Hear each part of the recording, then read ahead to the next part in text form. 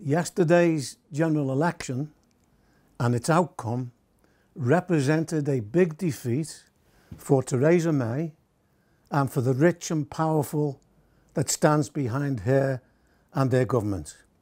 We faced an unprecedented barrage from a hostile press against Labour and particularly against the figure of Jeremy Corbyn.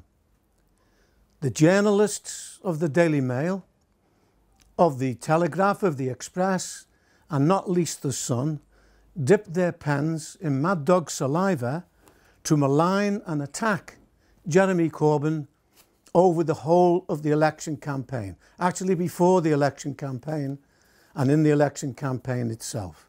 He was pictured as a friend of the terrorists, which was stepped up after the two terrible bombings that took place in Manchester and in London.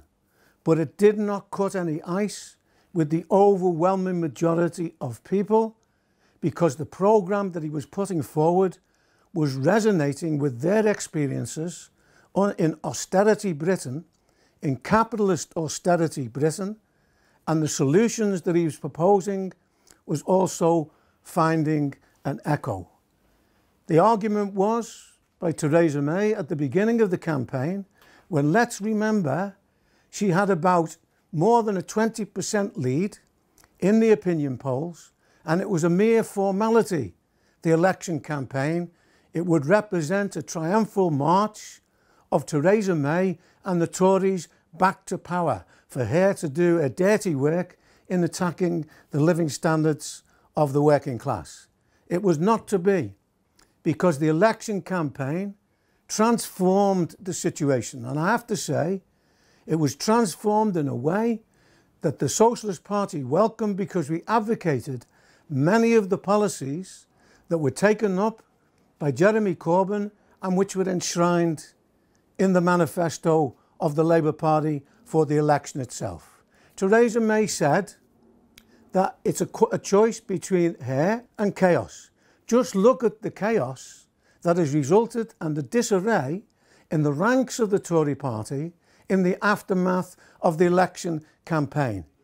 She's even threatened a vicious attack on human democratic rights under the bogus title of fighting terrorism. The only way to fight terrorism, of course, is to resist them in an organised form, but also to create the conditions where working people can live a decent life, and above all to stop the foreign wars of conquests that have led to this horrible situation that we found in these terrorist incidents themselves.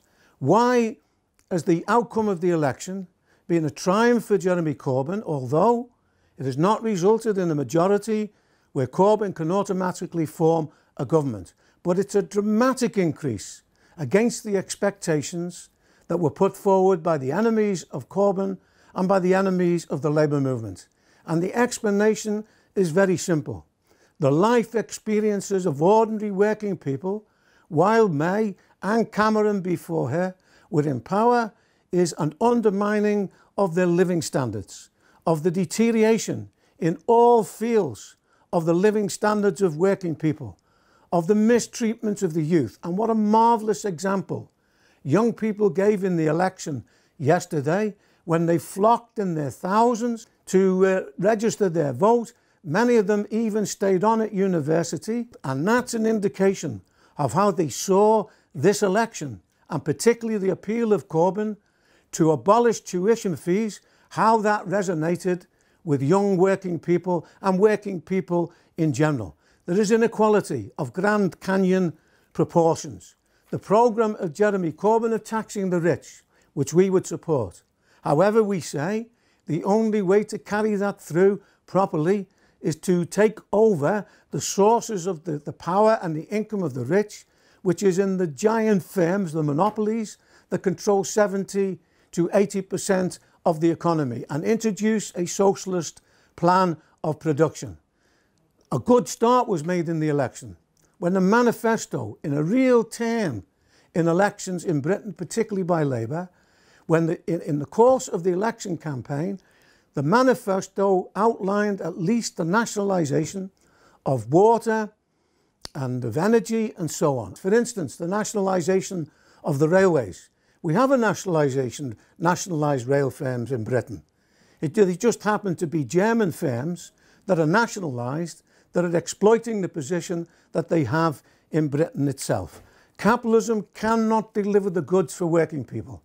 That is shown by the terrible position that exists in wages, of the longest period of stagnation in wages against the background of a rise in prices, which is the longest stagnation in something like 200 years.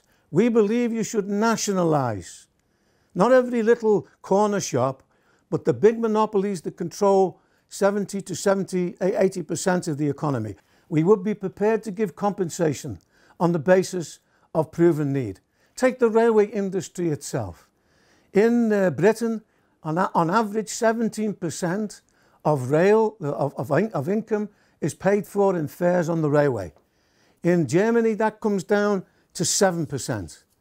And therefore, that shows the disparity and the problems that we have faced. Now, in the aftermath of the election, Theresa May has attempted to cling to power. She's done a dirty deal with the Democratic Unionist Party in Northern Ireland. This would be an amalgam.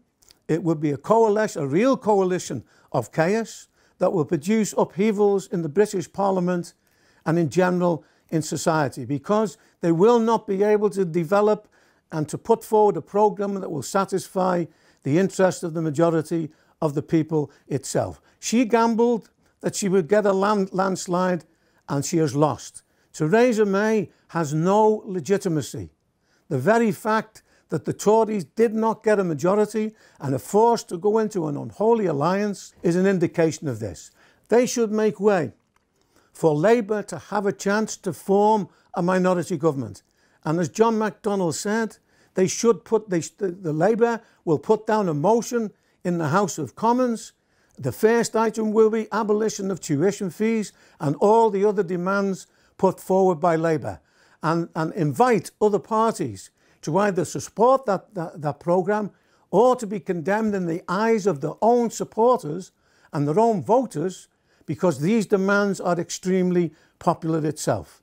These demonstrations of the demand for a radical and a socialist policy should be the starting point of a campaign, not just in Parliament, but outside. And a good start would be, for instance, for a mass national health demonstration to stop the privatisation in the hospitals.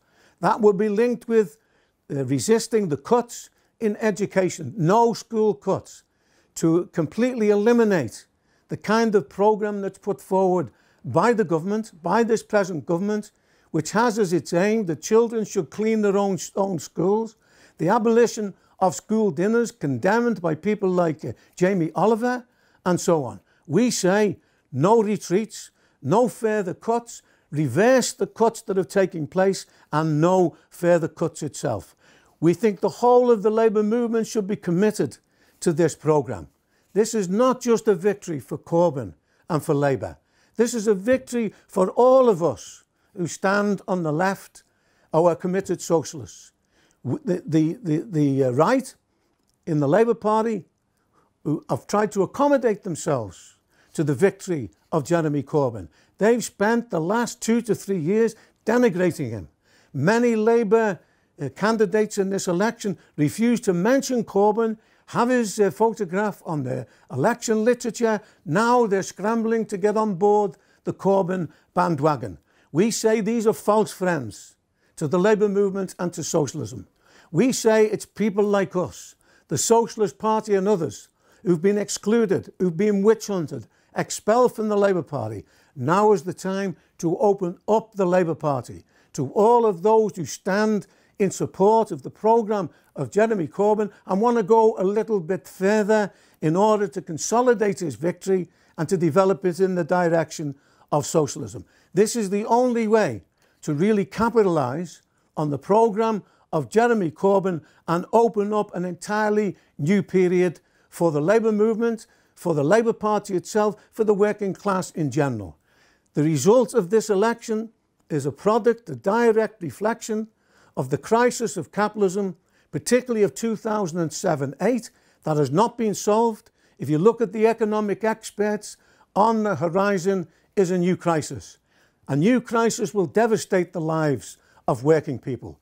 The only way to prevent this is to consolidate the victory of Jeremy Corbyn, to consolidate it on class and socialist lines, to introduce a socialist plan as the centrepiece for the programme of Corbyn, and in that way go forward in the future to a new general election, which will be called undoubtedly because Theresa May will not last, and that could bring to power a majority Jeremy Corbyn-led government that could begin the socialist transformation of Britain.